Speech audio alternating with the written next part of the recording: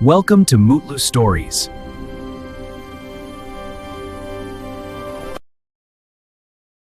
అనగనగా ఒక చిన్న పట్టణంలో రోహన్ అనే ఒక బాలుడు ఉండేవాడు.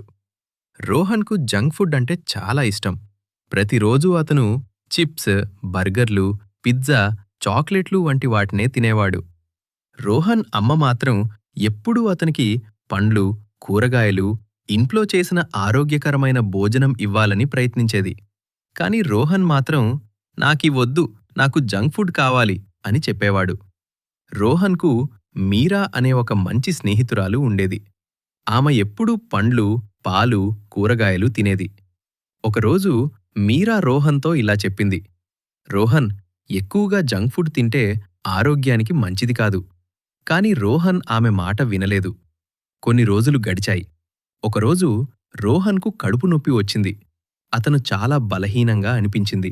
ముందులాగా పరుగెత్తలేకపోయాడు, ఆటలు కూడా ఆడలేకపోయాడు. పాఠశాలలో ఒకరోజు ఆటల సమయంలో రోహన్కు తల తిరిగింది. వెంటనే టీచర్ అతన్ని డాక్టర్ దగ్గరకు తీసుకెళ్లారు. డాక్టర్ రోహన్ అడిగాడు, నువ్వు రోజూ ఏం తింటావు? రోహన్ కొంచెం సిగ్గుగా చిప్స్, బర్గర్లు, పిజ్జా, చాక్లెట్లు అని చెప్పాడు. అప్పుడు డాక్టర్ నవ్వుతూ ఇలా చెప్పాడు: అదే సమస్య. మన శరీరం బలంగా ఉండాలంటే ఆరోగ్యకరమైన ఆహారం అవసరం. జంక్ ఫుడ్ అప్పుడప్పుడు తింటే పర్లేదు, కానీ ఎక్కువగా తింటే అనారోగ్యం వస్తుంది. అప్పుడు రోహన్ తన తప్పు తెలుసుకున్నాడు. ఆ రోజునుంచి రోహన్ పండ్లు, కూరగాయలు, పాలు, ఇంటి భోజనం తినడం మొదలుపెట్టాడు. కొన్ని రోజుల తర్వాత అతను మళ్లీ ఆరోగ్యంగా, బలంగా మారాడు. ఇప్పుడు రోహన్ తన స్నేహితులందరికీ ఇలా చెబుతుంటాడు: ఆరోగ్యకరమైన ఆహారం మనల్ని బలంగా చేస్తుంది. జంక్ ఫుడ్ మాత్రం కొన్నిసార్లు మాత్రమే తినాలి.